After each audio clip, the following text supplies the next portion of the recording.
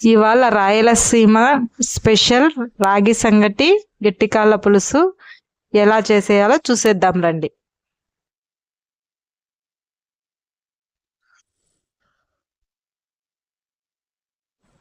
Hello food lovers, ఎలా చేసుకోవాలో ఇప్పుడు చూసేద్దాము.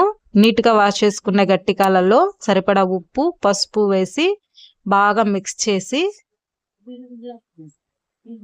బాగా ఉప్పు పసుపు కలిసిపోయేలాగా ముక్కలకు పట్టేలాగా మిక్స్ చేయాలండి. స్టవ్ వెలిగించి కుక్కర్ స్టవ్ మీద పెట్టి సరిపడా నీళ్ళు వేసుకొని ఒక 5 విజిల్స్ వరకు రాణించుకోవాలి. సో ఈరోజు సండే స్పెషల్గా మేము ఈ గట్టికాళ్ళ కర్రీ చేసుకొని సంగటి చేసుకున్నామండి. వీటికి కావాల్సిన ఇంగ్రీడియంట్స్ వచ్చి 2 ఉల్లిపాయలు, 1 వెల్లుల్లి, అల్లము, కొత్తిమీర, డ్రై రోస్ట్ చేసుకున్న ధనియాలు,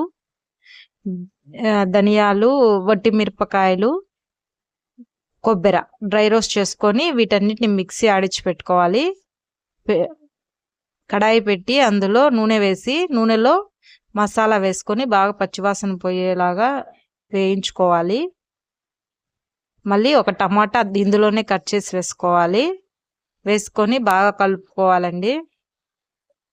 బాగా పచ్చివాసన అంతా పోయిన తర్వాత మనం ఉడికించుకున్న కాలంలో ఈ గ్రేవీ అంతా వేసేసి ముందు నానబెట్టుకున్న కందిపప్పు ఒక 10 నిమిషాలు నానబెట్టి ఉంచాను. 1 టీ గ్లాస్ పైన ఆ కందిపప్పు వేసేసి కలబెట్టి బాగా మిక్స్ చేసి సరిపడా వాటర్ పోసేసి మూత పెట్టేసి ఒక 5-6 విజిల్స్ రానియాలి.